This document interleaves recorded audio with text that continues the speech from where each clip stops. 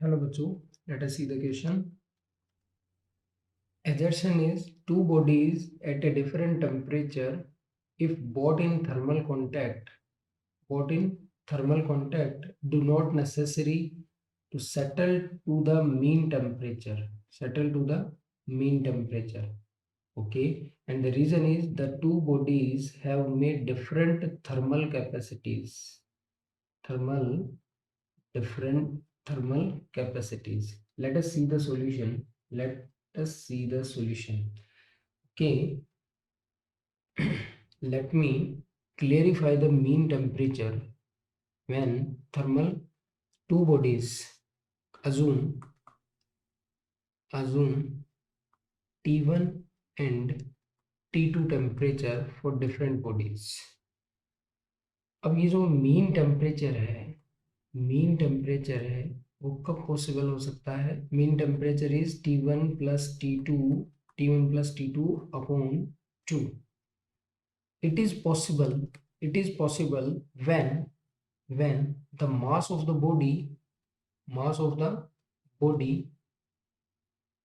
and material is same. Material same अपन ने क्यों लिया है? क्योंकि अपन जानते हैं कि स्पेसिफिक हीट इसके मटेरियल की प्रॉपर्टी होगी. स्पेसिफिक हीट भी क्या होनी चाहिए? सेम होनी चाहिए. Specific heat is same. So आप बेसिकली आप ये कह सकते हो कि मीन टेम्परेचर पे सेटल होने के लिए इसकी थर्मल कैपेसिटी जिसको अपन क्या बोलते हैं? M/C. ये thermal capacity will be same.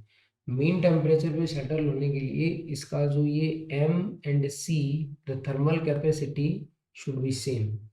अपन ऐसा जानते हैं ये थर्मल कैपेसिटी अगर सेम रहेगा तो ये मीन टेम्परेचर पे सेटल हो सकता है. क्योंकि अपन जानते हैं एक चीज कि अपन जब भी Q का फॉर्मूला लिखेंगे क्या लिखेंगे? MC del T. सो यहाँ ये T1 आ गया, ये अगर दोनों सेम नहीं रहे तो अपन जो अगली टर्म लिख रहे हैं वो यहाँ T2 लिखेंगे और अपॉन में क्या लिखेंगे? M1C1 plus M1C1. यहाँ से इस MC को बाहर लेकर आओगे, नीचे से भी MC को लेकर आओगे, कैंसिल कर दोगे, ऊपर क्या बचेगा? T1 plus T2 bye 2.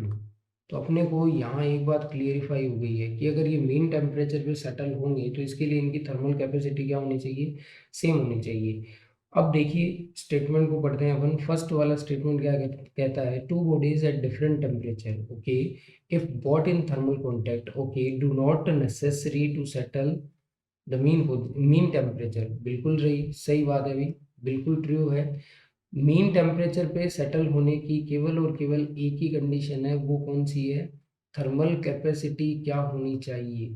Thermal capacity same होनी चाहिए, तभी वो मीन टेम्परेचर पे क्या कर सकता है? सेटल्ड डाउन हो सकता है.